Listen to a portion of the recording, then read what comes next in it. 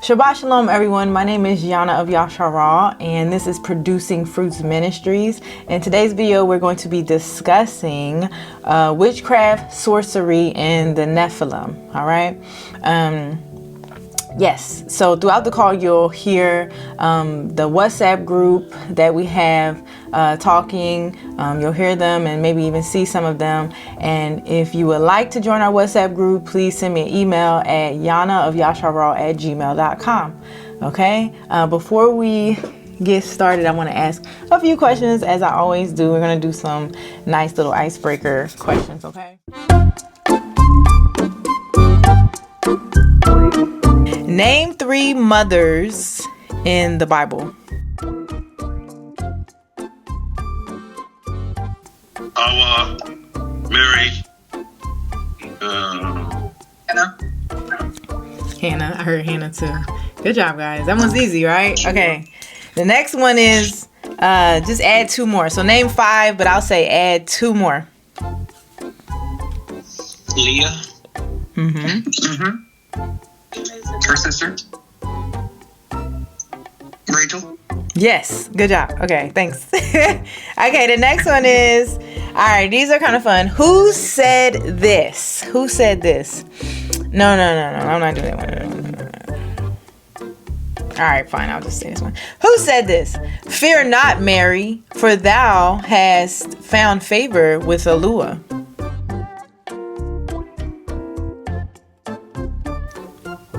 Gabriel. Yeah. Good job, Gabriel. Yep.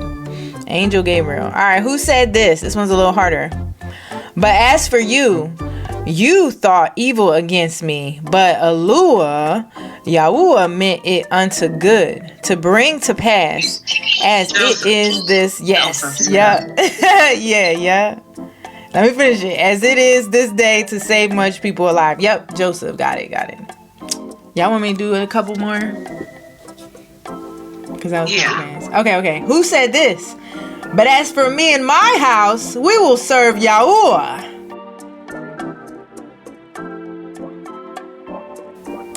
Joshua. Yay! Yeah, that's a good one. Okay, last one. Who said this?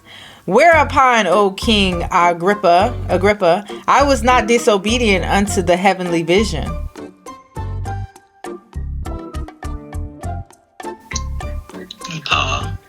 Good job.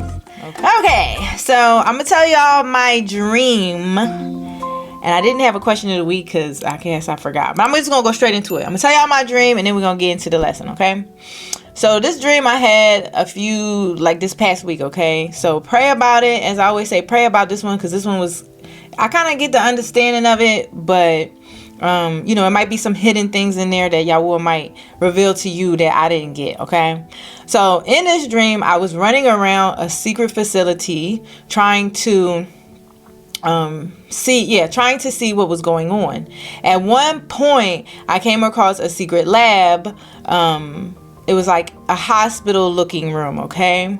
And just to give you an idea of what it looked like an old school, kind of like an old abandoned school at this point. It had layers of steps to it. Okay, so in this room, in this kind of hospital room, they had people in there, and it looked like they were being held against their will. Clearly they were, and being experimented on. Okay, so I looked through the window. I remember looking through the window, and then I went to go hide as someone came out, the door. So I hid in a crawl space thinking no one saw me. Okay. And so yeah, I already said that part. It looked like a old kind of building or whatever. So there was this woman that saw me in the crawl space, and she saw where I was hidden. And she tried to grab me, okay? And she was talking to me really strangely. Like, she knew I was sane, but she was trying to get me into their facility so they could medicate me and experiment on me. She said something to me about taking medication. Like, she was like, you need to take your medication, but I was perfectly fine, okay? I was perfectly fine. So I was clearly scared. You know, I was scooching around on my hands and knees on the floor trying to get away from her. So she was walking, trying to get me to grab me to go into this facility, and I was trying to get away from her. But I managed to get away from her by jumping out of a window, okay? And after that, I was still investigating the hidden motives of this facility, okay? I remember a part where I was in a dark, large room, okay, like an entrance to a mansion, okay, and I went to the door and I saw Nemesis, and I've talked to y'all what Nemesis, you know, I told y'all what Nemesis means in the past. Is like, basically, is like, originally it meant balance, okay? So I saw Nemesis bring me someone that I was looking for through the front doors of the mansion, and and then when I was trying to understand like what it was, and I heard Daniel, but I wasn't 100% sure, you know, when I woke up, but that's what I had heard, okay? So anyways, so I saw many creatures come out of after he brought me this person, I saw many creatures like come into this really big room, okay? And remember, it's dark. It's like a big mansion. It's very dark. And now there's like all these like creatures and stuff. So I saw them come out, and they were going places. I just know they were going some, you know, places. I even saw a giant Nemesis walking down the steps, like walking down the stairs of the big mansion, okay? Then this long pointy thing that looked like a slender dark crystal. It had one eye, okay? It appeared in the middle of the air in the mansion. It was scanning, looking for people, okay? I felt like it was looking for me. That's how I felt. Like it was looking for me, like I wasn't supposed to be there, and it was looking for me. Then Nemesis turned me into a purple monster, okay? And it seemed like I blended in with the other creatures in the building, okay? Like I was being hidden, like protected or hidden, okay? Many other monsters came out and were walking, okay? And I remember like looking like this purple monster, but I still had my own voice, and I was like talking to people and stuff. So anyway, so everybody was going to where they were supposed to go. Then after everybody went to where they were supposed to go, I hid like behind a pillar, and I saw this Asian man come out of a door, and I had a feeling that he was not a good person. I could feel it, okay? He was up to something. Like he was one of the elite, but he was evil, okay? He had a ticket in his hand, and I saw the ticket, and I tried to read it. It was for an event, okay, but only for the elites, okay, and the elites as in the evil ones, okay, but I'm not sure what the event was, but it was like it was something big coming, and it was like only they knew about it or something, okay? And that was the end of the dream, okay? So originally I've looked up monster, the word monster before, and when I originally looked up monster, it meant to warn. That's what I got. When I looked it up this time, because you know they always change the stuff on the internet when you look stuff up. But anyways, I looked it up this time. It says it's from the Latin word monstrum, meaning divine omen, portent, or monster, which comes from, it means to warn, to remind, or to instruct, okay? So I always go with to warn, because the first time I ever looked it up, that's what it meant, okay? So that's why, you know, I like looking up words and the original meanings of words, because if you think of a monster, you think of something bad, but it originally meant to warn, okay? So the people who serve Satan, okay, the ones at the top have many devices, all right, many different ways they attack Yah's people and creation, including medication, think about the woman, right, mind control, manipulation, and so much more, okay? Like that woman in the dream, she knew I was sane, okay, but she still wanted to medicate me, all right? And then I was led just last night, because I had finished this, but I was led to when I was proofreading this, to look up the word pharmakia, okay? So pharmacy, okay, or which is where pharmakia comes from. You'll see in the word in the Bible that the word pharmakia is in there, right? So Strong's 5331 is the word pharmakia. It means sorcery and witchcraft, okay? First definition, the use of drugs, potions and enchantments. Okay, the second definition says poisoning. Okay, pharmacy. By extension, the occult, witchcraft. By implication, the remedy, the cure. That's what they're saying, literally or figuratively. Okay, but then I looked up the root word, okay, of pharmakia, and it's this word pharmakias, which again is sorcerer, a magician. Okay, a drug, i.e. spell giving, potion, a druggist, okay, or a poisoner. All right, a magician or sorcerer by extension. Okay, so this past and then I was telling y'all this past week, I was told many times to discuss witchcraft and sorcery. All right. So the original word for witchcraft comes from Old English, we say craft. Okay. A compound of wis or wicke, I don't know how to say it, which is witch or sorceress, okay, and craft or craft, which is power, skill, or art. Originating over 1,000 years ago, it primarily meant the skill of practicing magic, sorcery, or using occult power, rather than implying inherent evil. That's what it says, but we know you're not supposed to do that, so it's evil. Okay, so we're gonna skip that part.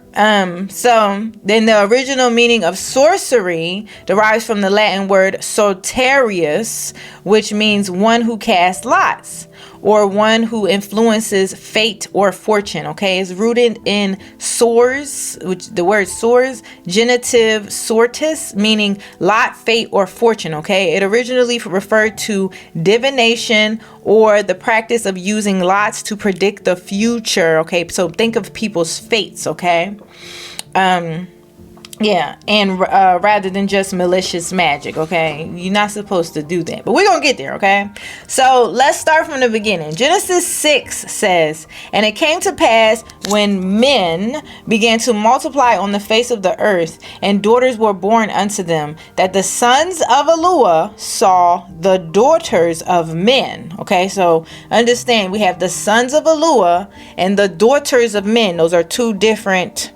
you have the sons of Yahuah, which are the angels, right? And then the daughters of men, which are the daughters that were born of mankind, okay?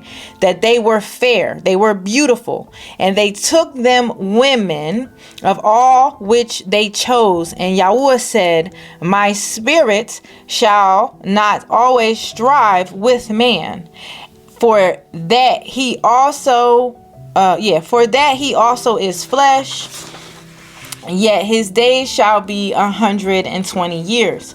There were Nephilim in the earth in those days, who also gathered afterward, when the sons of Yahuah came in unto the daughters of men. Okay, and they came in. So when you hear different scriptures, it'll say he went into her. It's saying they made it with that person. They So this is saying again.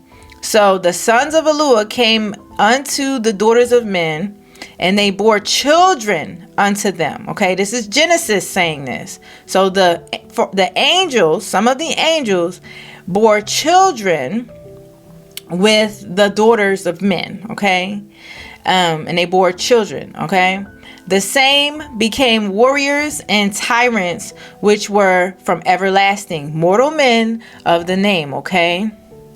And then when you get to Enoch, because we can't just read one scripture and think we have an understanding.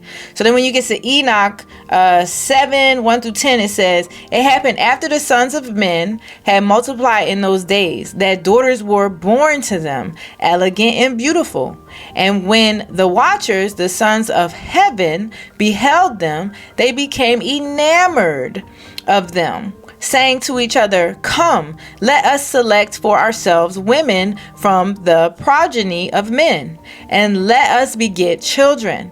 Then their leader Shemaiah said to them, I fear that you may perhaps be indisposed to the performance of this enterprise, and that I alone shall suffer for so grievous a crime.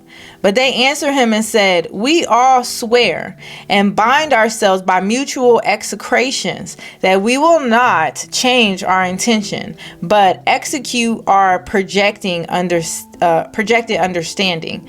Then they swore all together. So they made a pact, okay? And all bound themselves by mutual execrations. Their whole number was 200, who descended upon Ardis, which is the top of Mount Hermon, okay, or Hermon. It says Hermon here, but Hermon. That mountain, therefore, was called Hermon, because they had sworn upon it and bound themselves by mutual execrations. These are the names of their chiefs: Shamaaza, who was their leader; Kabamaal, Akibaal, Tamial, Ramuel, Danal, or it says L, but I think it might be an A, guys. Azekal, Saraknayal, Asiel, Armors, Batraal, Anan, Zavabe, Sabael, Tael, Terrell. Oh my goodness. Yeah, I said it right. Terrell, Yom, Yael, Azayal. Okay. These were the prefects of the 200 angels, and the remainder were all with them. Then they took women, each choosing for himself whom they began to approach and with whom they cohabitated. And you know what cohabitation means, okay? They cohabitated. Teaching them sorcery, incantations, and the dividing of roots and trees, okay? So that was Enoch 7 through 10, okay? Then Enoch 8, 1-5 says, moreover, Azazel taught men to make swords, knives, shields, breastplates, the fabrication of mirrors, and the workmanship of bracelets and ornaments, the use of paint, the beautifying of the eyebrows, stones of every valuable and select kind, and all sorts of dyes, so that the world became altered. It became changed, okay? Impiety increased, wickedness increased, sin increased, okay? Fornication multiplied, and they transgressed and corrupted all their ways. Amazarak taught all the sorcerers, the dividers of roots, armors, the solution of sorcery, Baraka'al, the observers of the stars. Okay, so this information came from the fallen. Okay, they were doing all kinds of abominable, detestable things. Okay, this is why Yahuah had to flood the earth for a reset. Okay, the big deluge, right? But even after it tells you that there were still giants, there were still Nephilim, right, on the earth. This is about, and then I wanted to say this is about the knowledge, though. I just want to let y'all know. But there were still Nephilim on the earth, okay? So after the flood, it tells us in Jubilees how the knowledge continues, okay? And I'm going to read that right now. So Jubilees 8:1-4 says, in the 29th Jubilee, in the first week, in the beginning thereof, Araf Kased took to himself a woman, and her name was Razu'ayah, the daughter of Shushan, the daughter of Elam. And she bore him a son in the 3rd year in this week. And he called the name Kenan, right? And the son grew, and his father taught him writing. And he went to seek for himself a place where he might seize for himself a city. And he found a writing which former generations had carved on the rock. And he read what was thereon. So it was something on the rock, right? And he transcribed it and sinned owning to it. for it contained the teaching of the watchers, in accordance with which they used to observe the omens of the sun and moon and stars and all the signs of heaven. And he wrote it down and said nothing regarding it, for he was afraid to speak to Noah about it, lest he should be angry with him on account of it. All right, now it's Jubilees 8:1-4. So he sinned, okay, when he did whatever was written on the rock, and it tells you, okay, and we know, we talked about this before, sin lets demons into our lives, okay. It gives the devil a doorway in, okay. All the knowledge of the watchers led to sin. Yahuah didn't mean for us to have this information, okay? That's why he was mad at the, at the fallen angels when they did what they did, okay? Because they weren't supposed to give these people, this information. So where was I at? So yes, hold on, y'all. Yahuah didn't mean for us to have this information, okay? Sorcery, witchcraft, incantations, okay, and the like came from fallen angels, okay? So I need people to understand this. Yahuah needs people to understand this. This stuff comes from fallen angels. This is not something that we can connect to Yahuah and, think we can serve Yahuah and we're doing sorcery and witchcraft and stuff like that, okay? Anyway, so it came from fallen angels. So remember, not all knowledge is wisdom, okay? But all wisdom comes from Yahuah, okay? So knowledge means to know, to recognize, all right? That doesn't necessarily mean wisdom. Just because we have information doesn't mean that, it's wisdom, all right? You can know a lot. There's plenty of people who have a lot of knowledge, but that doesn't make them wise.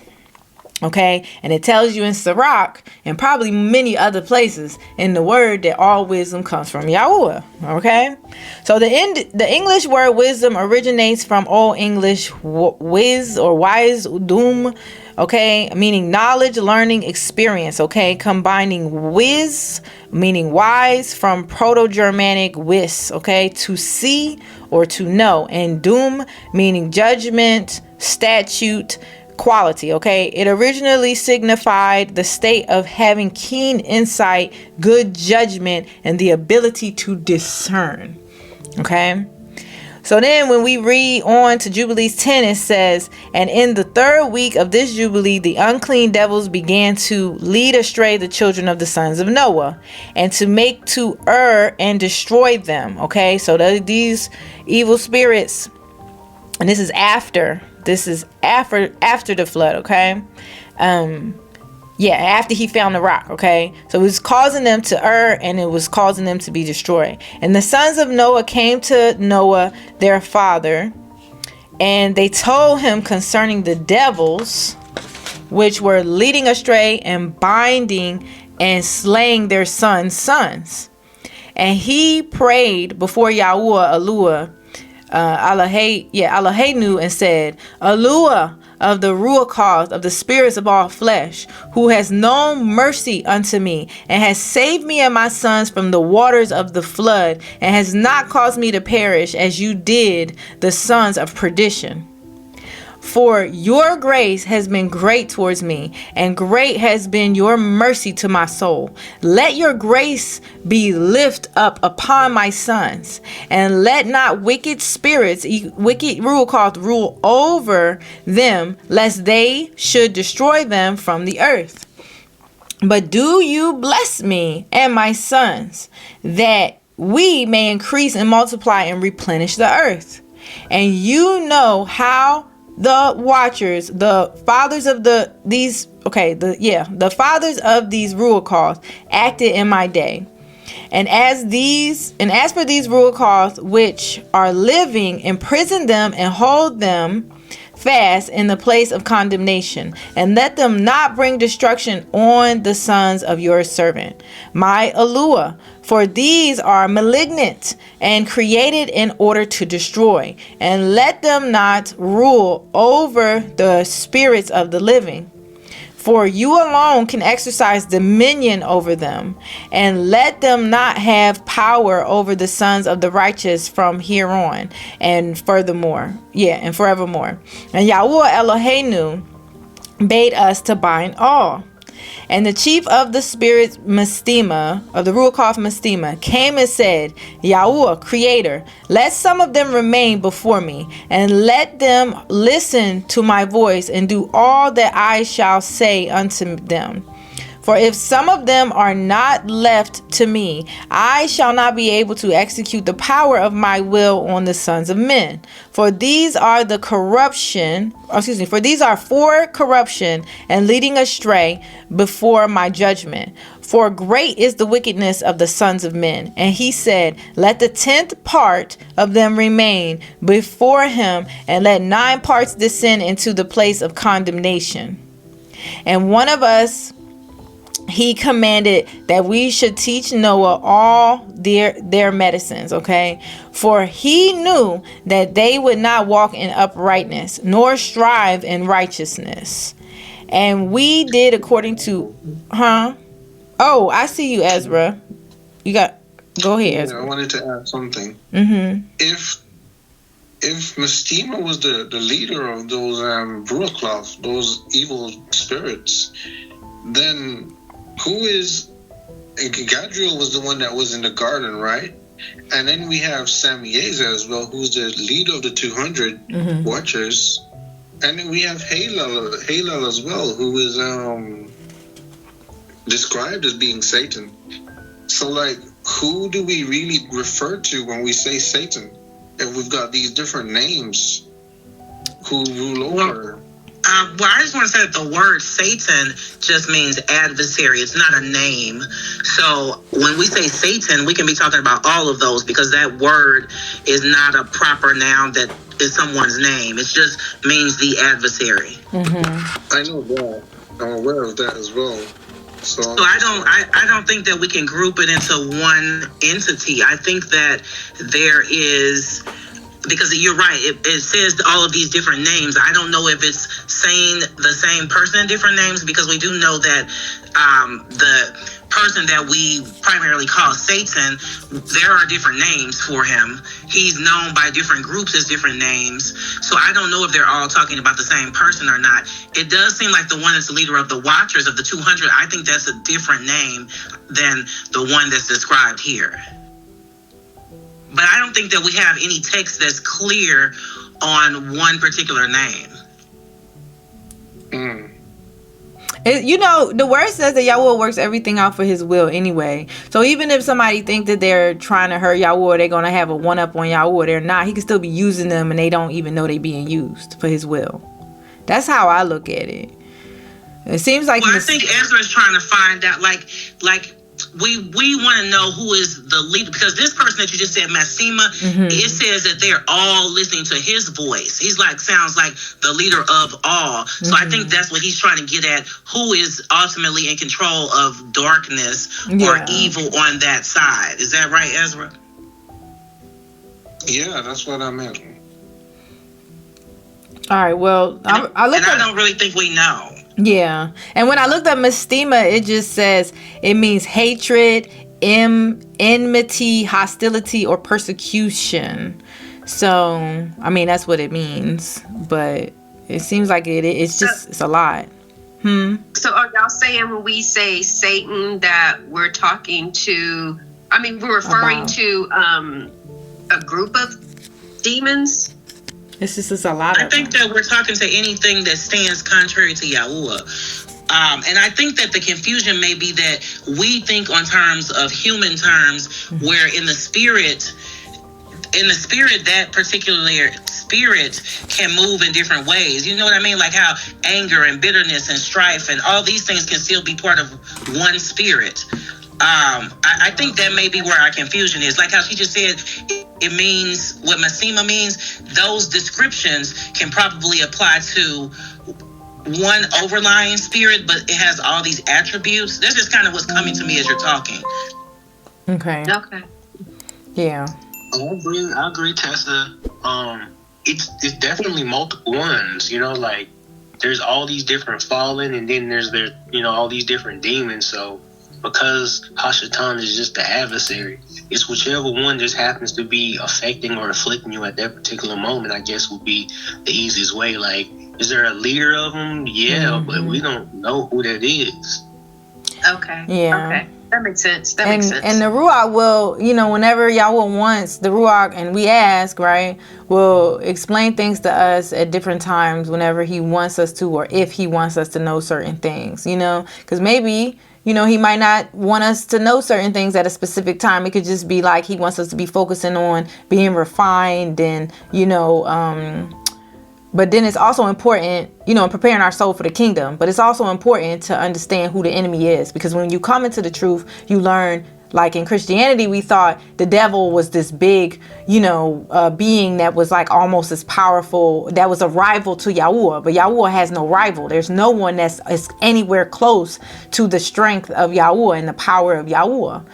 Then you understand, like, Satan means the accuser of the brethren or whatever. Then you find out that the enemy is really a bunch of demons, you know what I mean, who are you learn about the Nephilim, the Nephilim, the Ilioid. We understand that there's people who are just like our bloodlines continued, their bloodline continued. You have the bloodline of the fallen, you know what I mean? So it's really complex. Yahuah knows it all, but yeah.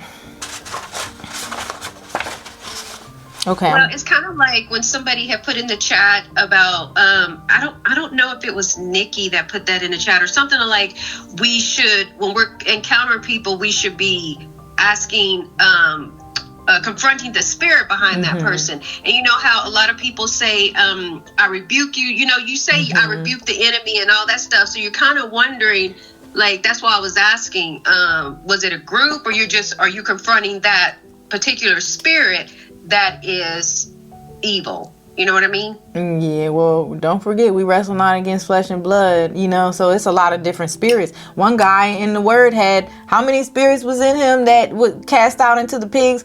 It's a lot of evil spirits. A lot. So, Shanika. They call themselves a legion. Yeah. It's we can't even count them. Come on. If we really saw them, we would be like, ugh. 6,000, right? Was it 6,000? Yeah. And they are ugly. The ones I've seen. 6,000. Yeah, I think so. Shanika has her hand up. Go ahead, Shanika. Yeah, so that was me, Tessa. But yes, I have learned, and from also reading back to what y'all was saying, we have to identify what spirit we up against. So if this spirit, just like Yahusha HaMashiach, he didn't talk to that man, because there's so many, it's going back to what you were saying, it's so many. And I've actually seen a person and a relative has many. Okay, you could see it in them.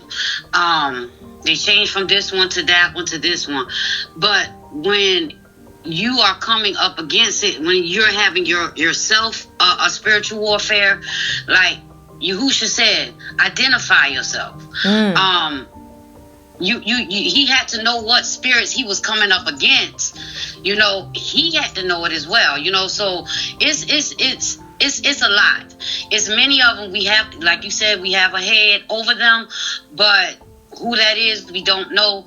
But when we're coming and fighting in battle, when something is warned with us, we have to identify what it is. The spirit that whatever spirit is, if it's a spirit of temptation, a spirit of whatever it is, it's coming to attack us. We have to be able to cast it out, because if a spirit is fighting me, that say addiction spirit, but I am rebuking a sexual spirit. That spirit, you need to know what it is. To the wrong spirit. Yeah. Yes. Okay. Exactly.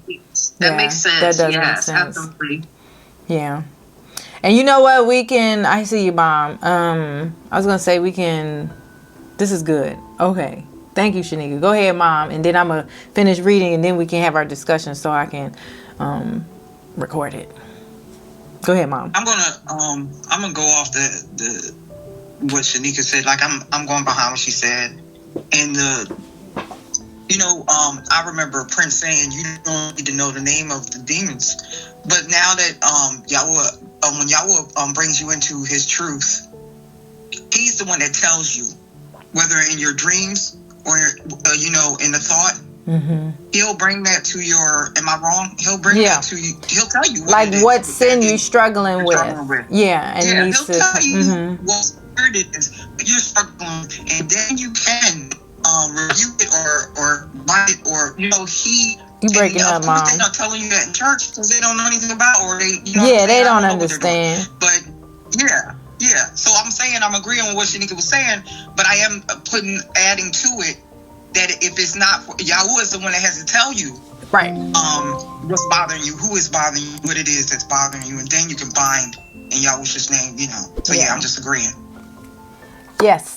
This journey is a lot more complex, and that's why we need His Ruach HaKodesh to, His Holy Spirit, His set apart Spirit to guide us. I feel like we are learning a lot of things, like what you were saying, Mom, about and Shanika too, like there's certain spirits, there's certain things that is associated with sin, right? When he read on that rock, whatever he read, he was committing certain sins, still sins, but he was committing certain sins. And, then it just kept getting worse and worse and worse. He was feeding the sin, hiding the sin from, Noah, ultimately hiding the sin from Yahuah. I mean, he can't hide sin from Yahuah, but Yahuah was allowing that to happen. It's not like Yahuah didn't know those things was happening, but he was allowing it to happen, until he brought it up and he was able to, it's like Yahuah will allow us to go along with whatever we're doing, while we're living in sin until we come and repent to Him. We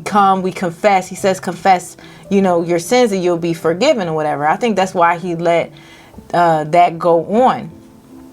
So, yeah, I thought this would be a good one, So let me continue and then we'll get into the discussion.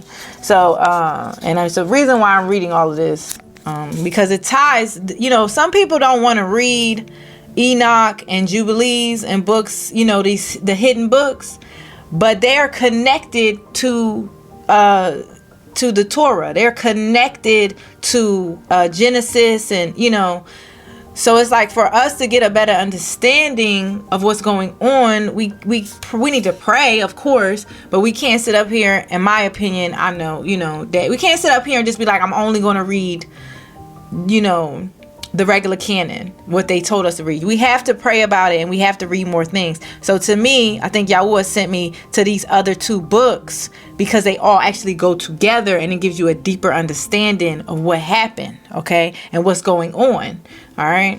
So I'm gonna continue. Almost done. And and we explained to Noah all the medicines of their diseases, together with their seductions, how he might heal them with herbs on the earth. And Noah wrote down all things in a sefer as we instructed him concerning every kind of medicine. Thus the evil spirits were precluded from hurting the sons of Noah. And he gave all that he had written to Shem, his eldest son, for he loved him exceedingly above all his sons. And Noah slept with his fathers and was buried on Mount Lubar in the land of Ararat. Okay, so demons are the spirits of the Nephilim. Okay, most of them were bound, as he said he was going to bind, I think 9/10, I think he said. So imagine how many was floating around. We don't even know. It's a lot now. It seems like it's a lot now. But most of them were bound. Okay. And they're roaming. They're still roaming around, right? Afflicting people. People are worshiping them. People are letting them enter their bodies. People are, doing seances and doing all kinds of things, okay? There's a lot of stuff that Yahuah protects us from that other people happily are doing because they feel like they're getting power from it. They feel like there's some kind of reward to it, okay? They were not fully human, okay, and not fully angel, talking about these Nephilim spirits, and they were not created by Yahuah, okay? This was not done by Yahuah's, this was his permission. It wasn't done with his permission, okay? They were made out of transgression, okay? And on top of that, they were wicked. And Yahuah said, like, he knew they were not going to repent. They did not repent of their behavior at all, okay? Men were mixing with them, following them, and were, mankind became so corrupted that Yah regretted, and he flooded the earth. He, regretted. It says he regretted making man, okay? But he loves us, so he gave us another chance with Noah. So nothing happens without Yahuah allowing it, okay? And that's something I learned and people get mad at Yahuah, but it's much deeper than, oh, he just lets things happen, okay? He gives us free will. Just like he gave us free will, he gave, the angels free will as well, okay? He allows the demons to oppress people, to test hearts, and he uses everything for his will, okay? He could have bound them all. Okay, but we need to always go to Yahuah for help, and he can protect us. Okay, and then I say Yahuah is amazing. He's very amazing. Okay, Yahuah gave us instructions in Torah concerning witchcraft and sorcery. Very simple. Deuteronomy 18:10-14 says, "There shall not be found among you anyone that makes his son or his daughter to pass through the fire, or that uses divination, or one that practices sorcery, or an enchanter, or a witch, or a charmer, or a consulter with familiar spirits, or a wizard, or a necromancer. For all that do these things are an abomination unto Yahuah. And because of these abominations, Yahuah Alaheka drives them out from before you. You shall be perfect with Yahuah Alaheka. For these nations which you shall possess listened to sorcerers and unto diviners.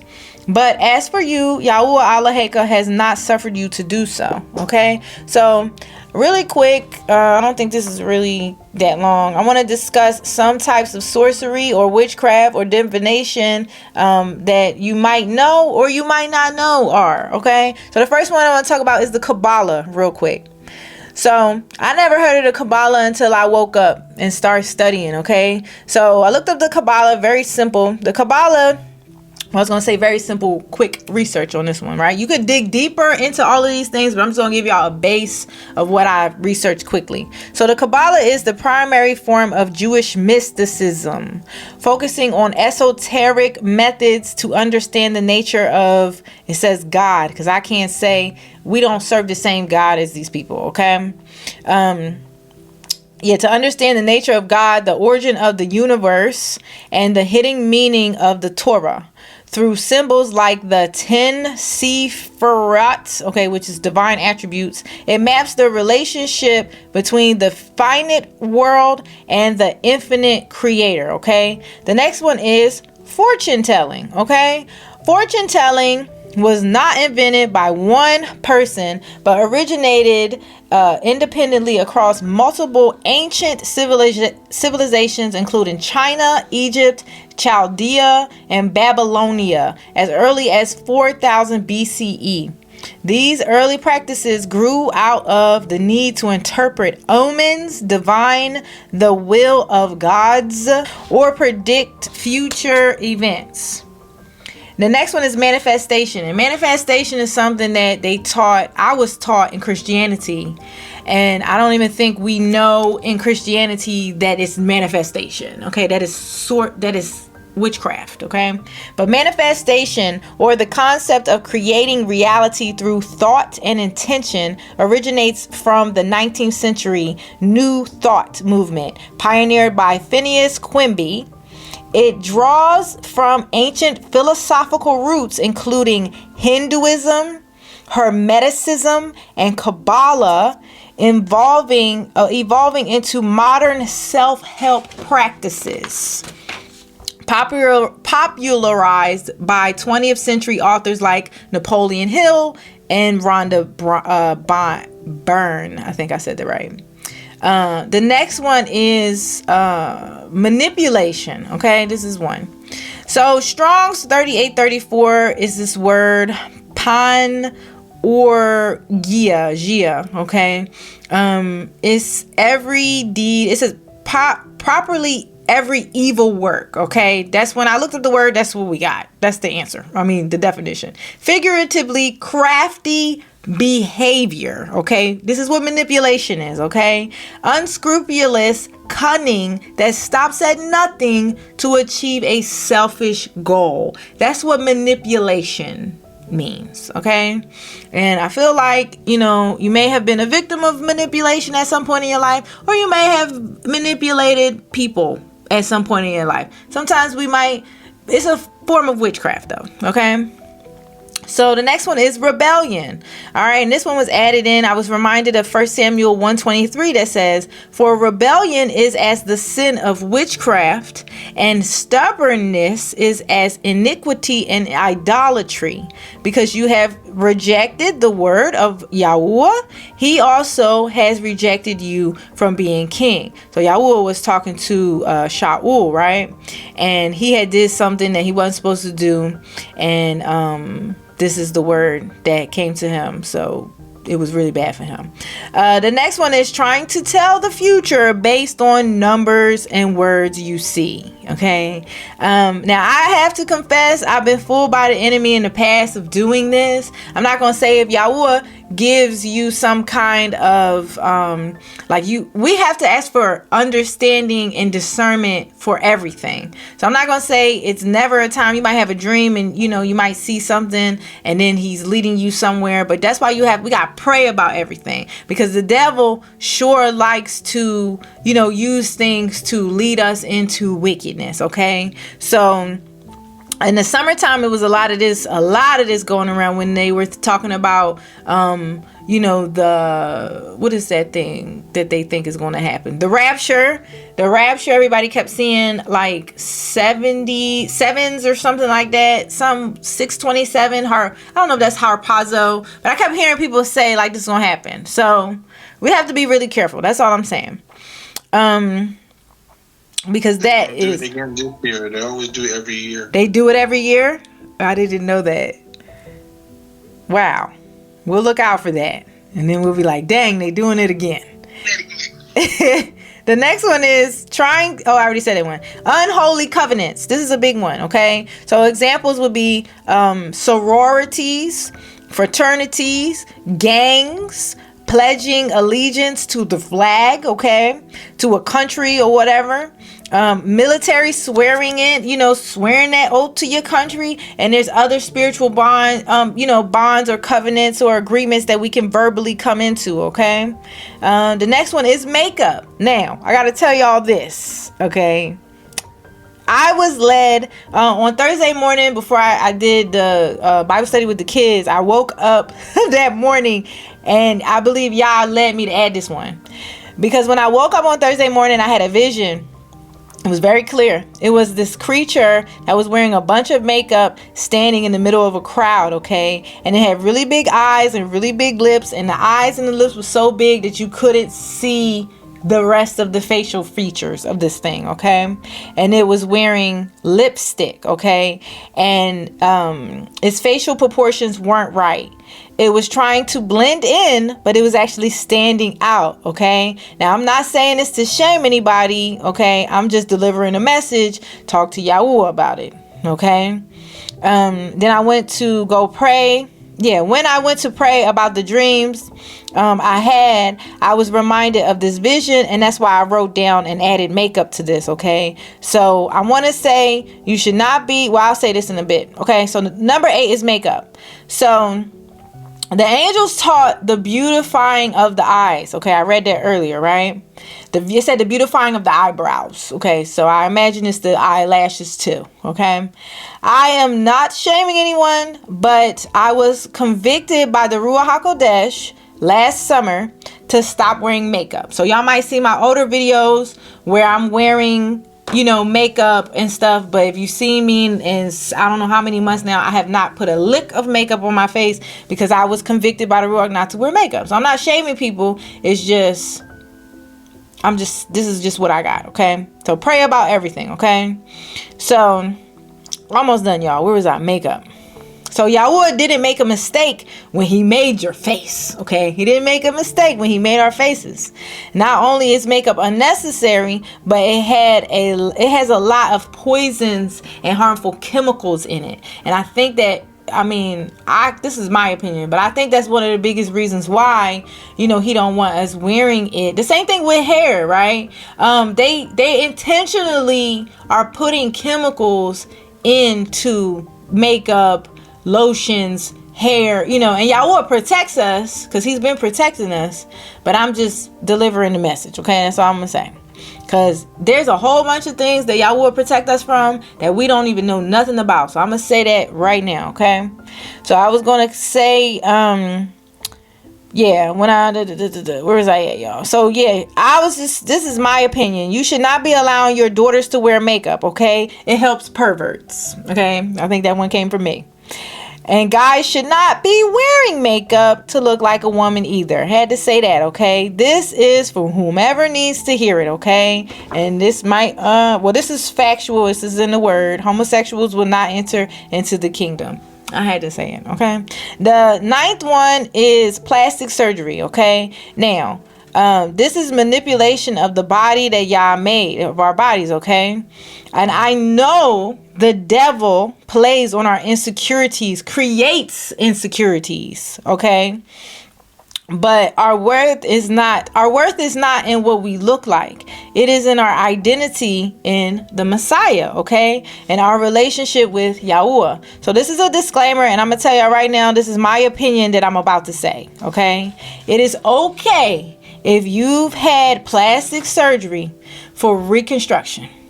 And it's understandable if you've had plastic surgery in the past from insecurities, okay? There's no need to do that now, though, all right? What's important is that we learn to love ourselves the way that Yahuah made us, okay? He didn't make a mistake when he created us, all right? And going all the way back to sororities and stuff like that, the last thing I want to say is, if you are part of any of these secret societies, sororities, or anything like that, you have to talk to Yahuah about it and you have to repent of it, okay? Yahuah is very merciful, very long suffering, okay? You may think that this is not a big deal, but scripture says the power of life and death is in the tongue, right? Our ancestors entered into a covenant with Yahuah verbally with their mouths, right? They said, all that you said we will do, right? And then think about Esau, right? This is so funny. I was telling somebody the other day about Esau giving up his birthright for a bowl of lentils. He said that with his mouth. He didn't care about it. And he verbally, gave up his birthright for a bowl of soup, okay?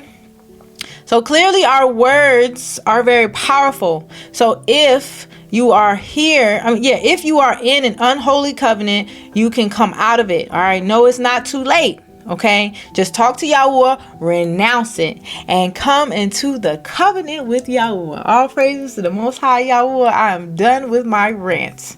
Hold on, let me do the thing real quick. So we'll open it up, the discussion, because I like that one, and I'm gonna put on my camera. If anyone wants to put on your camera, you are welcome to, but you don't have to. Okay. So. One thing I don't think you mentioned on your list, astrology. Oh my gosh, you're so right. So let's talk about it. Astrology is bad. Yeah. Yes. Yep. Yes. Mm-hmm. And that's a big one. The stars and and the signs, and you know how people say, "What's your sign?" That kind of stuff. So astrology. Ooh, that's so good. That could have been an even 10. Go ahead.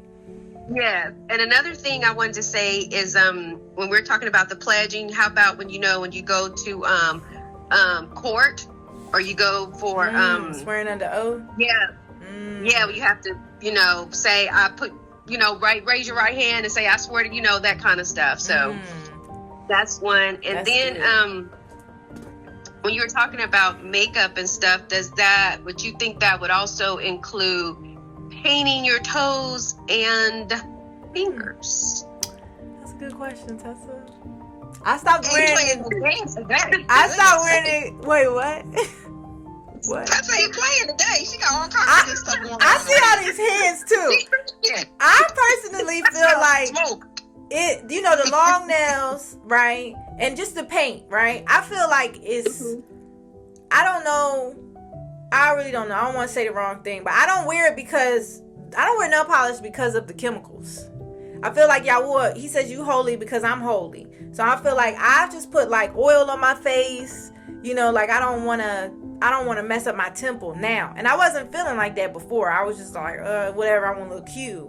But now it's like I want to wear stuff that's healing, and you know, I don't want to hurt myself. But yeah, because I don't know if that would include, like, you could probably wear clear polish. I don't know. I don't wear check polish, the chemicals. But I would check the chemicals. Yeah. Okay. All right, I'm done, y'all. What? Who else had their hand up? Because I don't know who had their hand up first. I see so many hands. Okay, you want to go with Catrice and then Shanika, or? I think Mom? It was your mom. Okay, go ahead, Mom, and then Catrice, and then Shanika. Thanks, Catrice. I just want to say, praise Yahuah. We come from a long line of witches, and when I say witches, I am not referring to casting spells and well, I guess I should be. What I mean is, I'm not referring to open hatred and, you know, like what somebody would think of a witch. Mm-hmm. What I mean is, there's a lot of witchy women in my family. We're like very dominant women. Yes, manipulation, mm-hmm. and that's witchcraft too. Yeah. And so he's still working that out of me, because we're so used to running things that when we want something to be done, we do go into witchcraft. We do go into manipulation, and that I remember my grandmother being like that. My mom, like. The women in my family, including myself. What I'm trying to say is I'm grateful to the Father for his forgiveness in Yahusha, and he's still working things out in us. And that's one of the things I know he's working out of me, because it ain't right. It ain't right. It's good you notice it, though.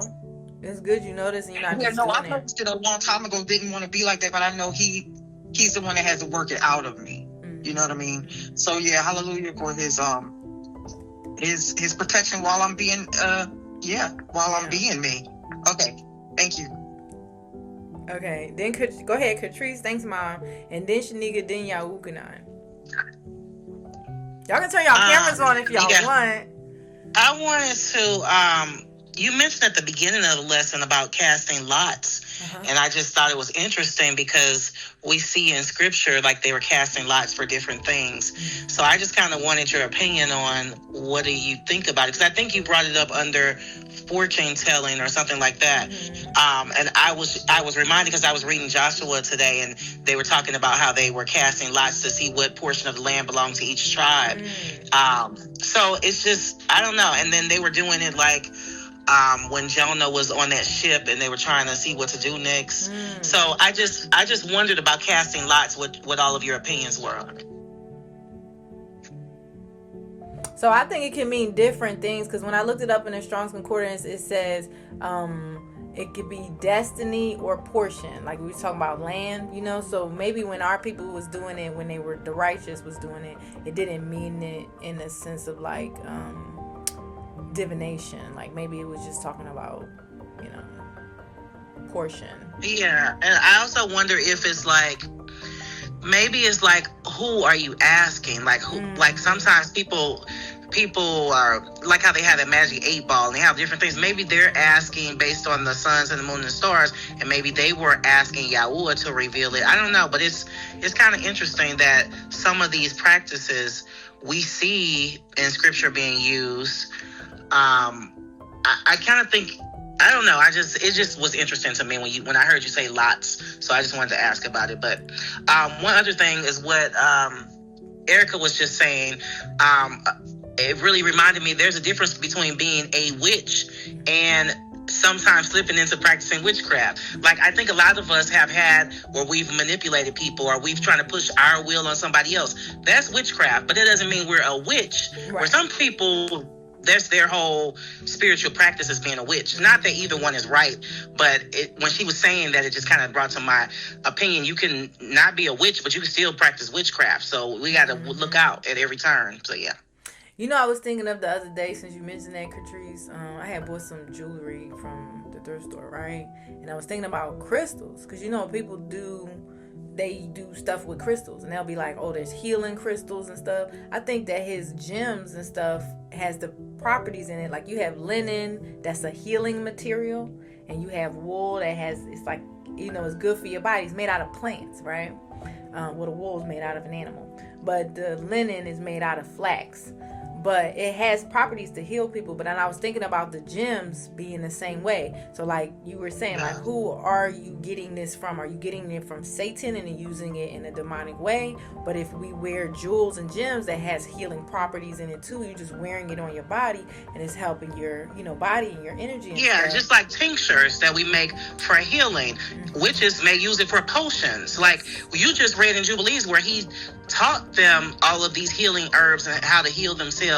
We know that he put herbs on the earth for our healing, but witches also use these things to make their potions and things like that. So I think that sometimes we have a tendency to say stay away from all of it, when Yahuah may have put that there for us, like with herbs and things. So we also have to not just throw everything out because they happen to use it for their practice. Right. Then we lose out on something that Yahuah may have left for us. Right. Like people. That's why Shanika got called a witch, because she was doing what, you know, she was using what Yahuah gave us, and then people we were what is it called, conditioned to think that was witchcraft. But it came from Yah. Yeah, and the same people who were conditioning us are witches. Like they are behind the scenes doing stuff like that. So yeah, like Satan trying to take credit for what Yahuah made. He made all these things. He made all these plants and herbs and jewels and stuff. Like that's, remember in scripture, like I'll have people that come on the channel, and I've had multiple people be like, why are you wearing jewelry? You know, why, you know, that's wicked. You're not supposed to wear jewelry. And I'm like, well, if you read through scripture, it'll tell you that he told, you know, he allowed our people to wear jewelry. He would tell them, you know, to take the jewelry from people they conquered and put it on themselves and put it on their kids and stuff like that. It's not wicked wearing the jewelry. He made the gems. He made the stuff. You know, don't worship the stuff, but he made it, you know, with things like that, I think that certain people have certain convictions. There are some people who used to be like harlots, and they used to decorate themselves and do all these things. So Yahuah may strip them of all of that and want them to look very plain because it's an issue they have. Like they could have a lust issue. He deals with us personally. So some people should not maybe be wearing earrings and jewelry because it draws a certain attention to them that they know they have had a problem with in the past. Other people can wear it. I think that's the same. There's a lot of things that are personal convictions because of our particular past. And our Father knows each one of us. And he knows what's good for us and what will hurt us. Yeah. So some of those things, we can't put our convictions on other people. If it's not in scripture, you shouldn't come to another person and say, hey, you can't wear those earrings just because maybe Yahuah told you not to wear them. I don't know what you've been doing walking around with your earrings. You know what I mean? And I wonder too about, is that true, the same thing with makeup? I don't know. Like that could be the same thing with makeup. I'm not really sure. But I think makeup, it tells us that they taught them that. So that one's a little different. But yeah. Because I know he gave me a strong conviction. I used to not be able to go out the house without makeup on my face, y'all. And I'd be like, I thought I was ugly if I didn't have makeup. Well, I had that really bad with lashes. I wanted to have lashes all the time. But it was literally hurting my eye. Like the chemicals they used, it was hurting. And I was like, why am I doing this? And I just felt like he was like, yeah, why are you doing this? Yeah. But they condition us to think, number one, our beauty is not, we're not beautiful. I saw an article one time, 2010 or something, that said black women are the ugliest nationality of women, the ugliest race of women. This was on a magazine. And it's like, you look at this, you read this, they've been conditioning us for so long. So it's like when people see us starting to love each other, love ourselves, love our beauty, and the whole time they've been mimicking, don't get me down this road, they've been mimicking what we look like with the big busts, on their old English dresses. Now they're getting lip injections. They're getting, some of them getting melanin shots. You know what I'm saying? They, we age very well. No offense to anybody, but I think our melanin is what makes us age better, But we've been conditioned all of these years to think that we're ugly, to think our hair is nasty and nappy and whatever, right? But these are a gift. Like, these are, this is something, the Messiah himself had hair like wool. But they've been telling us that everything about us is ugly. So then we're harming ourselves to look different than what Yahuah made us. When it even tells you the Ancient of Days. I saw the Ancient of Days on the throne. Like, it even tells you in the word that Yahuah is black. Like, you know what I mean? Like, he has darker, like, I don't know if you can say he has skin, but the Messiah is black. He's, brown. Come on. I'm done. Who had their hand up next? Yahuah, or was it Shanika? Okay, so Shanika. Go ahead, Shanika. So what I had to say, and is to piggyback kind of off all y'all, of which I was saying, it all boils down to the purpose of what we're doing.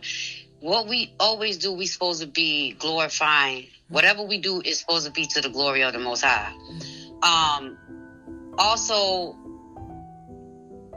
like Catrice was saying, because that's what I was going to touch on, it's the purpose. So I'm going to be honest, there's some plant-based natural nail polish out there.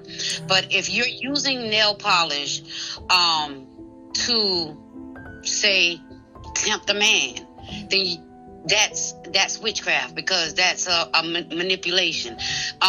People put on all this makeup to make themselves look a different way to trick men. And then when they take it off, it doesn't look, when it comes down to makeup, all of that is not, they got natural lip gloss you can wear, plant-based lip gloss. There's an eyeliner out made out strictly from burnt frankincense. If you put it on your eyelid, I don't wear makeup anymore. I used to wear it when I've been in, but when you put it on your eyelid, it keeps the dust from coming into your eyes. So it all boils down, what is your purpose? What is your intention behind what you're doing? And I saw, I don't want to get too much into it because I know we online, but our people have to be careful, because this spirituality world, because when I first left Christianity, like I said, it's a journey you go on. When I ran into the journey of spirituality, that's all I ran into. A bunch of witches and warlocks, okay? Because they begin to teach you, you have to, I think what you said it earlier, when you manifest and all of this, and Spirit told me so many of his children are getting caught up and being manipulated and being driven into it, and they're losing their way. And the more that time is going on, you just watch it and see it. It's sad, but we cannot get caught up in these kind of things, because he says, seek ye first the kingdom of Yah, and all things shall be added. So if it's power that you're leaking for, the power to overcome things of this world, don't worry about gaining that power. Seek ye the Most High. Seek him first. Just that's all we got to focus on. Once we focus on that, everything that we shall have to make it through this wicked world, we'll have it. But anytime you're trying to take somebody's free will away, that's witchcraft. Anytime you're trying to control somebody, that's witchcraft. In any kind of form, way, or fashion you try to do it. If it's by the way you dress. Some women, they can't wear pants, because the reason that they wear pants to show their shape to tempt men. It's just the purposes. It's just the reason why you're doing what you're doing. So that's all I had to say. But yeah, it's your purpose behind what you're doing. If it's witchery or sin, goes back to the plants, like Catrice was saying. When I make my oils and I make my teas, I'm not doing that to control nobody or to make myself out seemly for nobody or nothing, or compete with nobody. I have issues that they saying this plant is helpful for whatever issue I got. Let me do that instead of going to get a chemical that's going to probably numb that down and give me another problem, So But that's all I had to say. See, I knew this was going to be a good conversation, guys. I knew it. Praise Yahuah.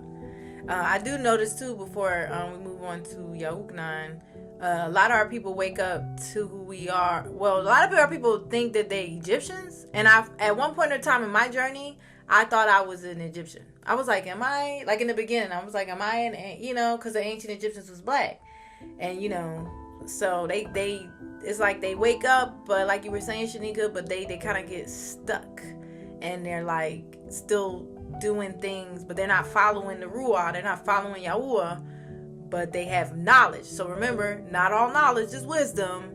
Just because you know things, that other people don't know, don't mean that that's serving the kingdom of Yahuah. That don't mean that you're in truth.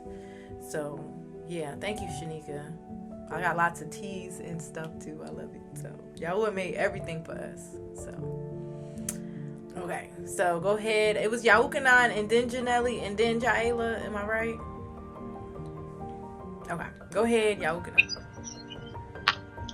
So yeah, when you were saying about the Egyptian thing, yeah, I started to notice that too, and I was like, I don't know why so many people want to be Egyptian. You understand, like they were our captors back then, and they were doing witchcraft and sorcery. They were doing things with demons. Like, why do you want to be Egyptian just because they were rich and they were a powerful country? Like, so that's something I noticed a while back too. But as far as witchcraft is concerned, like a lot of the issues people have is they don't understand. We weren't taught what witchcraft was, right? A lot of us kind of viewed witchcraft from people, an old, scaly looking kind of lady with like a black hat, and she had a cauldron that was mixing up potions. But, yeah, there's all different forms of witchcraft. Like, you have people that literally do blood rituals. They sacrifice animals and children and all types of things, and they summon demons. All of it is a form of summoning some type of demon, but some of them don't do that level. They're not going to that point where they're doing blood magic and sex magic and defilement magic and doing stuff with, body fluids outside of blood. Like, they do all that type of stuff, and they also try to curse items, like get demons connected to different items to try to, sell more and to get people to want things more and to hex people. Like, they do it with food. But in addition to that, a lot of people end up being, I've heard this term before. I think it was from Darby, but it's like blind witches, right? And people will engage in things they don't know is witchcraft, like, slander, gossiping, like you're cursing someone without using a curse word, but you're talking about them in a negative light, speaking to them in that type of way. You're engaging in witchcraft, and you don't understand that your words are affecting things in a spiritual way that you don't understand. And a lot of people end up doing these different types of practices, like manifest, and you do like, and like just think like a lot of people get into numerology. They get into all these different versions of it because you weren't taught what witchcraft is. And you think, oh, these people are smiling, they're happy. This doesn't look evil. This looks okay, but that's the deception that the enemy tries to do it. If it looks the evil that you think it looks like, then most people aren't going to just go into it. But if it looks harmless, if it looks like it's doing something positive, you'll be willing to do that. So it's just a lot of different ways of it, Can I just say something quickly to what you said, Yahuah, about one of the witchcrafts, the one that you're talking about with the cauldrons and stuff like that? That's to do with alchemy. That's a source of witchcraft, but it's to do with alchemy. And alchemy is, what's alchemy again? Where they, I'm not quite sure how to describe it, but they use a lot of like mixtures and stuff like that.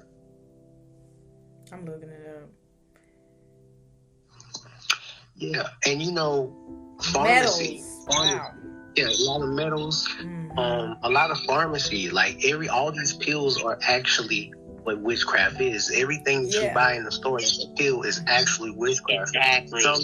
And sometimes they put people's bone fragments in these things. Sometimes they use blood and plasma in these things. Like, I seen there's this type of injection, I think it's called Historia, where it's made, they tell you in the commercial it's made from human blood. Whoa. And like they got all of these different weird things that they're trying to sell people as medicine. And oh my goodness. It's complete and utter witchcraft. And the thing about it is, just like you were talking about with the rocks, with the stones, everything belongs to Abba. Everything belongs to Abba Yahuah. So they all have actual practices that if he teaches them to us properly, then we can use them.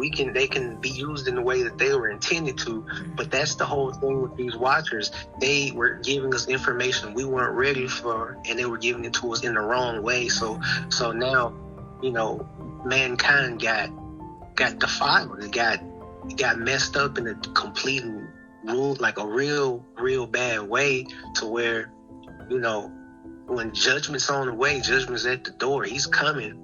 Yahusha's coming back real soon. And, you know, when that fire is all over the place, a lot of people is just going to try to wonder why. But the wickedness that's been allowed, and people are unrepentant. Yes. People are unrepentant at this point. Like, at the stage that we're at right now is great, and it's wonderful that he has awakened us to it. We can repent. We can try to spread the message so more people can come back to covenant and can be saved. But it's clear that when you see the types of things that's being revealed, that's been so hidden, people don't want to even admit to the fact that they did it and try to change from it. They just kind of try to ignore it. It's wild. It is crazy. These people crazy. But that's why we gotta seek the kingdom first, and he'll guide us out of the wickedness that we've done. Because, I mean, we all guilty of doing some of these things at one point in our lives, you know. Go ahead, Janelle, and then Jaela, and then I think it was Eugene, and then Shanika. Okay. Can everyone hear me? Just making sure. Yes. Okay. Growing up, my dad never really liked us, me, wearing makeup, and I never understood it. And I think maybe I was wearing braids and getting my hair done, this and that. He never really liked it, but he just let it happen. It was to the point where I was wearing wig till I was about maybe 15, 16. And I started to have like a bald patch right in the middle of my head. Because when you can't really scratch your head, you have to kind of pat your head. And that literally created a bald spot. Oh, wow. Yeah. And then, yeah, exactly. And then maybe after a year or two, that's when I started my lock journey. So, no, maybe early 20s. I understood that, maybe I should just start wearing, doing locks. Okay. Yeah.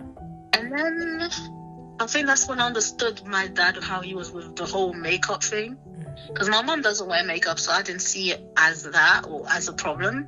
I only started noticing that how makeup changes a person. With the other girls, it's like they get more confident, but then it's like, for what? Just false confidence, yeah. Then you're insecure when you go out the house. Right? I mean, and if you ain't got it I can't on. leave the house without my, face beaten. I'm like, no. And it's expensive. It's like expensive poison. Yeah. And you're damaging your skin. You're forced to wash it off. Each time you apply it, you have to wash it off. And it's like you're stripping away, like you're physically stripping away your good oils. And that's when I understood how my dad wanted me to grow up. Like, I didn't need to rely on the makeup. And I think is why it helped, because in my 20s, that's when I met my boyfriend. And then I understood that men don't really like girls with makeup. They just want you to be confident in how you look. Yeah. That confidence is what, makes men want the woman. It's not you have to paint your face like... Yeah. You can't get in the swimming pool because your face is going to melt away. Yeah. Or your hair's in weave and then you can't wet your hair. And it's like, that stops so many chances of you getting to understand each other, yourself with that person. And I think that's where I'm thankful that my dad taught me in a way that not to wear makeup or rely on makeup and just rely on being confident as I am in my skin. Yeah, that's good. You had a dad like that. You know, a lot of people don't. I mean, a lot of our people don't have dads. I mean, I didn't have a dad. Like, my dad was super abusive. And so I was trying, and we talked about this before, like, I was trying to get my self-confidence from a man. So I think that's how I fell into wearing makeup a lot. So it's like the enemy, you know, especially, not only are we, you know, a woman, and you're not expected, like, once you start to look different or age, they're talking bad about you. And then you gain weight, the society's talking bad about you. And on top of that, you know, you're a black woman and you don't look a certain way. Your hair is not a certain texture. So they make, you know, the enemy is using the whole marketing business to market to us to make us look different than what Yahuah, you know, made us to look like. But it literally says, you know, Sarah was beautiful at like 90 years old or something, right? And kings wanted her, right? So she didn't, I'm sure she didn't have any makeup on, and her hair was the texture, you know, that it was. We forget that these people look like us, you know, they're black, right? There's another scripture that says, I'm black, but I'm, you know, comely, like I'm beautiful, right? So he didn't make a mistake with us. That's all I was trying to say. We're beautiful, but you tell somebody something enough, they're going to believe it. You keep conditioning some people with television, with marketing, with music. People are going to believe that the way they look is something wrong with it. It's not good enough. You're too light. You're too dark. Your hair too curly. It's too kinky. It looks like this. It needs to look like this. It needs to look like that. You're too skinny. You're too fat. You know, it's never enough, because that's how these people make money. Yeah, it's also with societal pressure. It's like, you know, you follow the crowd. Like, you have to follow the crowd. Otherwise, if you're different, you're this, you're weird, you're not right, you wasn't raised right, you're this and that. Well, no, I just don't want to follow that way. Right. That's not how I was guided. Yep, we do want to be a part of society, right? So... And I'm not judging anybody, because Yahuah helped me with my hair. Like, I used to not be able to go out of the house without wearing a wig. I started wearing wigs when I was, I don't know, 17 or something like that. And I just got so used to it. And I just didn't like my hair. I didn't like the texture of my hair. I hated it. I thought it was ugly. And then, you know, about 5 years ago, I guess he brought to my understanding that I couldn't go outside without a wig. So that's how I, you know, got my locks. I started my locks. And even when I got my locks, I wore a wig on top of my locks for like a year, you know, to where it couldn't even fit on my hair anymore. And I was like, I just hated the texture of my hair. And eventually, as it kept, the more you see yourself with your hair, the more you say, oh, I actually look pretty good. You know, the more you accept it. So I think locks and afros and stuff is good for us to see, you know. But thank you, Janelle. Go ahead, Jaela. And then it was Eugene, right? And then Shanika, and then Yahuah. Go ahead. Okay, I was just continuing on what you guys were just talking about, like the societal pressure that's put on our women. Yahudim women, I should say, and just like how they really force like these like European beauty standards, or you know, I don't really know how to title it. I'll just say European beauty standards. I just wanted to like give a little story time. So like at my job, okay, well let me say that I started my lock journey I'm probably like 5 months in, but previous to that I was still wearing weaves, doing braids and all that. And so like when I started this job that I have right now, that's, you know, what they were used to seeing me in. You know, they'd always compliment me every, you know, new hairstyle I would get. And then, you know, one day I just stopped, and one of my coworkers, and I work around all white people, just to say that. I don't have nothing against them, but, you know, just to say this. But one girl, she commented, she was talking about how her son, I think she said he's like he's white and black, and how he started his lock journey, but she was kind of talking down on him.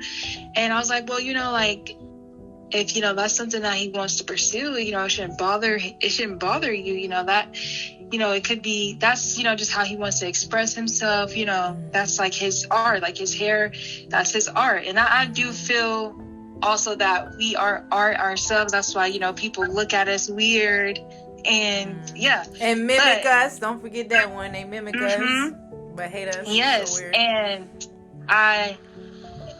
then I started talking about, you know, hey, like, I'm starting my lock journey. And she's like, you know what? She's like, I noticed that. I was wondering what was going on with their hair. Usually it's upkept and da-da-da-da. And I was like, I wasn't surprised that she said this. I was just taken aback a little bit on the fact that she even actually said it.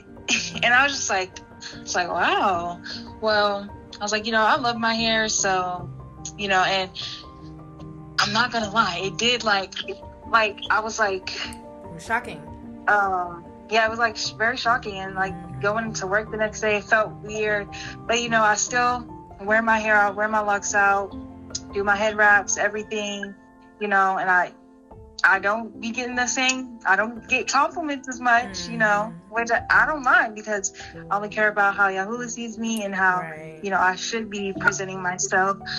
But yeah, I guess I just wanted to say that, like, to any sister on here, any sister that will be watching, to like never conform to the beauty standard that they set for us, you know, because Yahuah tells us, you know, in Psalm 139 that we are fearfully and wonderfully made, you know. And also I saw a video on the group chat that someone else sent, and someone just told me the verse, but I forgot. But it said that we are a peculiar people. So, you know, we're not going to look like everybody else. We're not going to, you know, we're just not going to look like everybody else. So we should not be ashamed of that. And that's all I have to say. I mean, it got to be something amazing about us for them to, I mean, we know it's spiritual. We was underneath the curses, or people underneath curses. But for them to work so hard to bring us down is insane. And I don't understand how you bring us down and, you know, the way we look, but then you mimic the way we look. Like, that doesn't even make any sense to me. Okay. Thank you, Jaila. That's true. Because I feel like me starting my locks helped to build my confidence. So now it's like, you don't have to call me pretty. You know, they would say, oh, you look so pretty. And then when you get, you know, when you wear your own hair, then they're like, or when you wear a different texture, because there would be times where I would wear weave that look like our texture too. And I wouldn't really get that many compliments either. But it's like, we're not here to look pretty for other people. We're here, you know, to serve Yahuah. But Yahuah will work on people at their own pace. So again, I'm not shaming anybody, because, you know, I always have to say that. Were you washing dishes, Ezra? What is that noise? So, thank you, Jaila. Yes. And I had a friend, she started her locks, I want to say a year before me. And I remember seeing her, I was so ignorant. I said, what's wrong with her? She's not taking care of herself no more. Because you know how you go through that, the beginning stages and your hair real like frizzy. And then now, like when I see her now, I'm just like, oh my gosh, her hair is so beautiful. But it's a journey, you know, it's a journey. And but I was real ignorant. I remember that. So, and that was what I was so scared of. I was so scared to see myself, even with the makeup. Like, I was so scared to look at my face without makeup. Like, what, you know. So, yeah. Okay, then, was it Eugene and then Shanika, right? Did I say that right? And then Yoganan? Eugene Yahoo. Got it. Eugene. Greetings, Ms. Ponto. How are you today? Great conversation. Matter of fact, wanted to, as you can see that. I don't think my camera's working that great. It's kind of blurry, but happy you're here, though. Yes, thank you for having me. Speaking about the witchcraft factor, I've been doing battle this week with the seducer. Okay, and what I shared with the family just yesterday how I got a money bribe to make a large sum of money, but the drip was that I'd have to work on Shabbat. So of course I'm going to remain obedient, and I refuse to do that. But what you talking about today, as far as the alchemy is concerned, what about fragrances? Okay, That's a good fragrances. one. Okay, I bring that up to make me think about, well, I had to stop wearing certain products because they were. Can we get Ezra to mute, because I'm having a hard time hearing. Hold on, let me mute him. Unless you want to mute yourself. Oh, he already muted himself. Okay. I'm gonna let the cat out. Give me 1 second. The cat's trying to get free. Sorry, Eugene. Okay, no worries. Just take this off. Okay, go ahead. So they offered you money to work on a Shabbat. Yeah. Say a large amount of money. It was an urgent situation. It's just that, again, it was just uncanny that not uncanny. It was actually systematic. I feel like it was more of a test than anything else to see if I would take it. Because, again, it's a large sum of money for a short amount of time. Just that the time that I had to put in was on Shabbat. And I'm not going to disobey Yahuah for anything. But I just wanted to bring to bear just to how the seducer can come with a situation, whether it be money or, in the case of the alchemy, it reminded me of a fragrance. It was a body butter that I used to wear that would actually charm. And it worked too well. I mean, I remember at one point saying to a woman, "Keep it in your pants, lady." But because they're manipulating the lotions and potions and stuff that we're wearing, and it's stimulating and it's causing these effects. I mean, this is, again, before we woke up and everything. But it reminded me of that when you talked about how alluring the makeup could be, and how seductive that is. And it made me think about how seductive fragrances can be. That's true. You could smell a beautiful woman before she comes in the room in a lot of cases. And I'm sure that, there are certain fragrances that women love to smell on men. That's why they put huge markets. But I just wanted to bring to bear that, the enemy can be very subtle and can approach you in a situation that, and I imagine this might have been what Mother Yahuah felt in the garden when she was tempted. And it made me feel that way as well.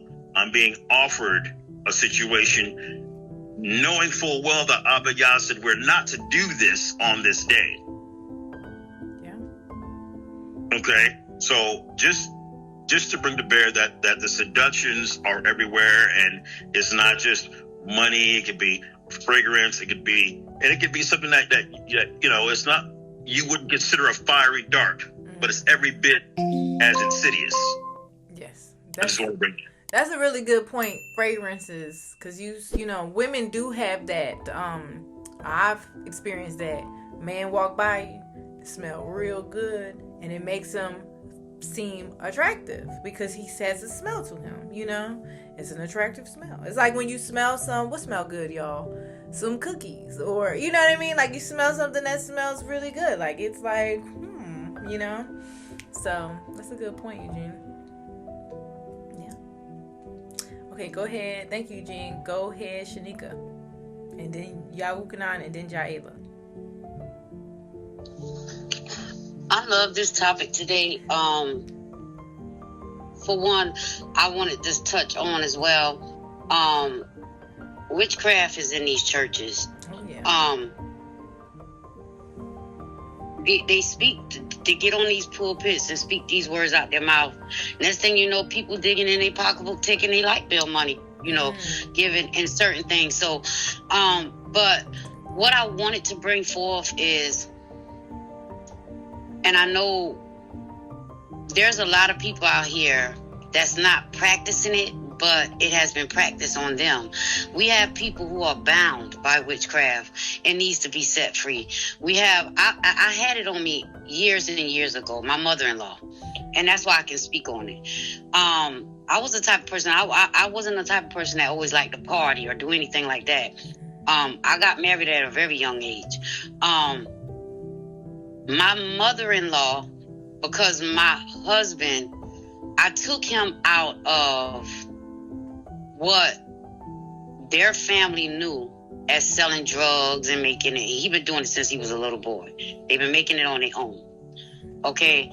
But I showed him a different life.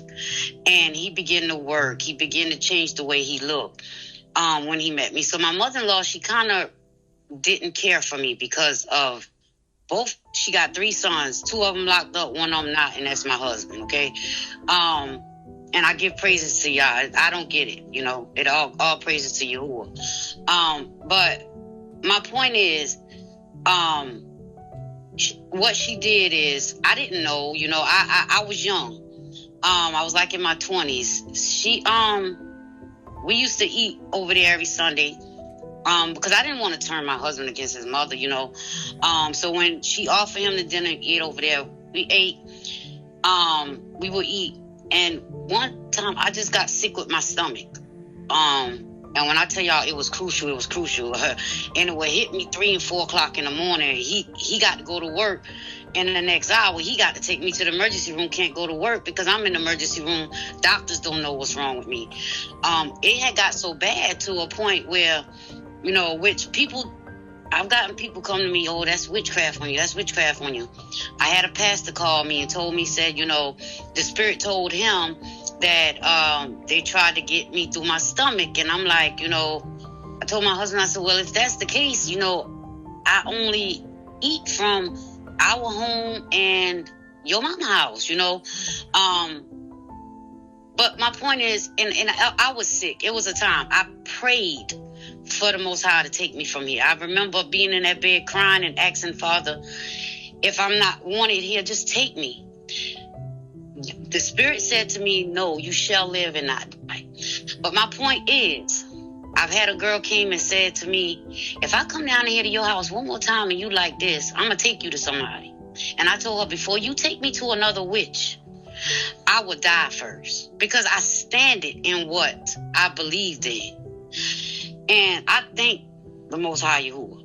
But we got people out here who are sick, who don't have finances because of these witches and warlocks working spells. They bound by a relationship they don't want. So us as the people and the children of Yahuah, what can we do to tell these people how to get themselves free? What I did, I stuck and stand in what I believed in. And I continue to pray. One Shabbat, and this is the honest truth. I'll never forget it. It was one Shabbat. I went for prayer up to the pulpit because I was going into churches at the time. My husband walked me up to the pulpit. After that, I came back home. I spotted, and I mean, it was just a little spot, like a little dust spot. I said, what is that? After that, my energy picked back up. The pains went away, okay? And then that's when the Ruach Kadash gave me to begin to go to the herb store and begin to cleanse myself. Can cleanse different stuff, foods and different chemicals, do detoxes with myself. Cleanse the stuff out of my body that I had put in my body. But with all that being said, this is a very good topic because we have a lot of people out here who are being bound and being, because of these witches and warlocks. The ones who are being manipulated, the only thing I can say is just open your eye, because if it's not the Spirit of the Most High, that's not the Spirit of the Most High trying to control someone. Even when these people offering you spells to get your finances, get in more, to bring more business in. That's not of the Most High. You're not seeking the Most High. You don't know what demon, what spirit they're praying to help get this spell to you to bring these finances. Anything of the Most High, it will. If it's not of the Most High, it's gonna come to a knot. It's gonna crumble. It's not gonna stand. Yeah. So look good at first. It look good at first. Sound good, look good, but it ain't gonna last. And it come with the price. So, yeah. Thank you, Shanika. I was gonna say earlier, it's crazy how people will call you a witch and stuff for using the herbs and plants and stuff that Yahuah made, but then they're like Yahuah was saying, they're putting don't they put like fetuses in makeup too? They put like fetus bodies or something. I think we were talking about this. Cells. Like, I know that in that COVID vaccine, they had put the aborted fetal cells in it. So Why? they probably put that in other stuff too. Why? Why would they do that? I know they do foreskin too. They be using babies' foreskin for different things. So it's nasty. That's witchcraft. Like, why? First of all, we didn't ask for that. We didn't consent to that. And they're just doing these things, and then they push it off, which is the ultimate, I don't even know what to call it, lies, treachery. Then you push it off as something that's good for your health. Anything they can possibly do to get us to go against Yah's Torah. You know, you think it's bad? Yeah. Just like when they try to get people to eat their placenta, so you eat people, but you say it's healthy and put it in a capsule form. Like, you're being a cancer. That's not healthy. Like, that's crazy talk. It is. So, you know, that's one of the reasons why one of my favorite verses, you know, is Exodus 22:18. You shall not suffer a witch to live. Because these witches, like, there's whole churches that's nothing but covens, right? People are born in the covens and don't understand. They be in them buildings with them hats you be seeing them people with, them witch hats. Them ain't church The church hats? The church hats? It's witch hats? I didn't know that. Yeah, look at them. Tell you, son. All of these be witch hats. And, you know, that's the thing. They be filled up in these buildings, but they be there doing all this stuff, and you be thinking, oh, no, they falling the Father. But no, they be in full-blown witchcraft, and they fake it. And, you know, the crazy thing about it is, you know, so many people, they'll get you in them churches easy because what they like to do on certain days. Oh, we're going to feed everybody. We're going to eat. So now you eating these people. You got to be careful what you eating. Yeah, who you eating from. You don't know what they doing. Oh, yeah, let me watch your baby. Now they over here putting hexes and doing all types of stuff with your children. Like, you don't, like, that's the thing. That's how they've been so manipulative, because they infiltrated everything in society. A lot of us have been surrounded by witches, warlocks, wizards, and had no idea. Right? A lot of them have them in our families, and people that actually practice these stuff. They do all these different types of things, and they've been doing it for as long as you could, before you was born. And you know, the problem is a lot of times they look normal. They look like us. They don't seem like anything. They be laughing. They be joking. They be friendly. They be cool. And when your discernment, you're not even aware that these types of things can happen. They'll do what they do, and then you're trying to figure out why you got this affliction. What's happening? And it's this person right here. Like, it'll be some people, you'll be hanging out with a group of girls, a group of friends, and you think it's good. You think they're nice, and this is your friend that's over here doing all this witchcraft against you, doing all these things right next to you, and they smiling in your face. Like when you guys was talking about, you know, the whole thing with the beauty industry, like, you got to think about it. It's been a warfare on us, right? They they don't want you to wear your natural hair, but they can wear their natural hair, right? They want to make all these chemicals, these whole industries, to take the money from your community and have you buy hair that's been sacrificed to an idol or cursed in some way and put on your head. So now it's messing up your hair. It has chemicals in it. If you don't buy the natural hair, you buy the fake hair. That's nothing but chemicals. So that's absorbing in your skin. Then when you have a company that is made by us, that's doing natural ingredients, it gets sold to a bigger company. They change the formula, put nothing but chemicals in it. Like, I seen there was even when they went to like Five Below, and they had all these mugs that was geared toward, you know, Yehudi women. Yeah, Yehudi, yeah. Right? And every one of them, or the ones with the women, had lead in. All the ones for y'all had lead in, but the other folks. Up to your mouth Exactly. and the leg going in. Yeah, I saw that. I think you had shared that, right? Somebody shared that in the chat. It's been a continuous warfare against us. Like, I remember when I was a teenager, I had my first job. One of the things they didn't want me to do was have braids. Like, oh no, you can't have braids. You have to cut your hair. Well, why? Right? Yeah. Exactly, right? Right? You can't have, but you know, I listened to my dad. He's like, okay, I cut my hair for the job. And then come to find out, like, the dude had a problem, not just with the hair, all types of other stuff that was going on. And I'm like, you know, thinking about it, why we can't have our hair natural, but y'all can, right? Why, if we braid it, something's wrong with that. Oh, if we lock it, something's wrong with that. Oh, if our beard's long, something's wrong with that. It's despicable. It's a continuous mental and spiritual warfare that's been going on against us. And that's part of the curses, but that's also just part of evil in general. Yeah. Like, people just evil about it. Like, and they like to put these policies in place to try to make it like it's something wrong with you having your natural. Like, even there, you know, there's even certain companies where they want women to wear makeup. They want you to have nails. They want your hair to be a certain type of way because it looks good for them. But everything is always against what you naturally are. It's fused and it's to pollute yourself. It's a spiritual warfare to make you hate yourself. And then when you look at somebody as being natural, you think something's wrong with them for being what y'all made them to be. Right? Yeah. And that's just one of the things. It's like crazy that you see. And even with the cologne, they do, like, when you look at some of those big brands, the names of those brands, I've heard of them doing witchcraft in those colognes and perfumes. I've heard of them putting blood in some of them expensive brands. Like, they do, it's literally crazy, but they need to put blood inside of some cologne for? So you sprinkling blood on top? Doing spells. Like, people, they do all types of stuff. Like, it's wild because you don't even think, why would you do that? It don't make sense. But then you see the effect that some of these scents have on people with, like, the lust demons just pop up on you. You be like, hold on, what was that? It wasn't just because they smelled good. It's because they did something to it. You know, so it's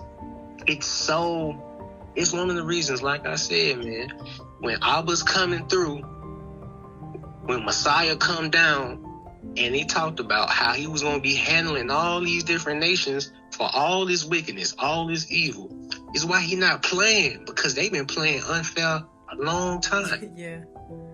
The game been rigged and we didn't even know it. And he's not a respecter of persons. He's not going to play with nobody. And they keep thinking it's some type of game, like you got some more time. The time is short. Time is real short. And he on his way. And the earth gonna shake. For real. Gotta be ready. Gotta always be ready. Thank you, Yahuah. Well, that's all we have for you guys. If you would like to join our WhatsApp group, please email me at yanaofyashar'al@gmail.com. Let me know your thoughts in the comment section below, and have an amazing, blessed day. Okay? Shalom, guys.